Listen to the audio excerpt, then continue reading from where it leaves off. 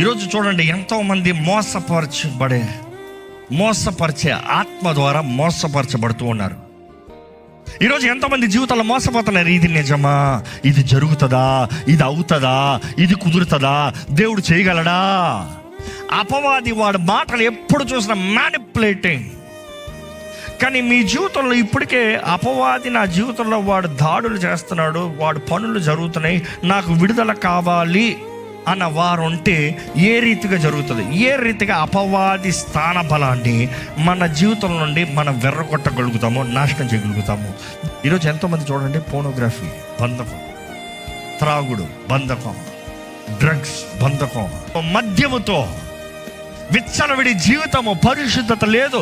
దేవుడు నీకు ఇచ్చిన దేహము పరిశుద్ధమైనది, ఘనమైంది, నువ్వు విలువైన వ్యక్తివి, నువ్వు ప్రత్యేకమైన వ్యక్తి. కానీ అపవాది నీకు చెప్పేది నువ్వు పనికి రావు, నీకు జాత కాదు, నువ్వు ఏం వేస్ట్, నీ జీవితం వేస్ట్, నువ్వేం పెద్దగా ఆలోచించలేవు, నువ్వు నాశనమే, నువ్వు భ్రష్టత్వమే. జీవితంలో అనేక సార్లు అర్థం కాని పరిస్థితులు, కలవరపు పరిస్థితులు, పోరాటపు పరిస్థితులు, అవమానపు పరిస్థితులు, ఇంకా నా పని అయిపోయిందేమో చాలాసార్లు అనిపిస్తుంది. కానీ దేవుడు నమ్మదగిన దేవుడు. ఆయన మాటలు, వాక్యాన్ని ఎరిగిన వారు, ప్రభువా నాకు ఇప్పుడు ఏం జరుగుతుందో అర్థం కావట్లేదు, కానీ నేను మాత్రం ఒకటి నమ్ముతున్నాను, ప్రభువా నా విమోచకుడు సజీవుడు.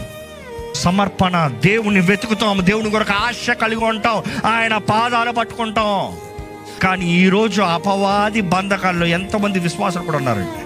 సాతాను విడిచిపోయిన తర్వాత ఎలాగంట, వాడు తిరిగి వస్తాడట. జాగ్రత్త. ఈరోజు చాలామంది చూడండి, విశ్వాసాలు నేను ఎక్స్ట్రా క్రిస్టియన్ అంటానికి కారణం ఏంటి? ఏదో బంధకాల నుండి విడుదల కలిగింది, యేసుని నమ్మావు, యేసు దగ్గరకు వచ్చావు. కానీ మరలా యేసుని విడిచిపోతానికి కారణం ఏంటి? నువ్వు పరిశుద్ధాత్మతో నడిపించబడ్డా తప్ప నీకు వేరే ఒక దేవుడు ఉండకూడదు అన్న మాట తెలీదా? నా జీవితంలో జయం ఉండాలి, నా జీవితంలో స్వతంత్రత కలగాలి, నా జీవితం క్రీస్తు సాక్షిగా బ్రతకాలి, నా జీవితంలో ఆనందం ఉండాలి.